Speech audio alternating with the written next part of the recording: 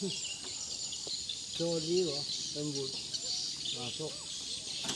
Kalau mak ni. Bukan yang berkaju. Oh iya, berkaju. Muta-muta ha. Sudah anak tu.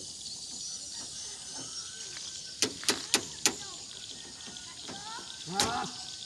Ada kerja kan tak? Ha? Ada kerja? Bukan tak kerja, batu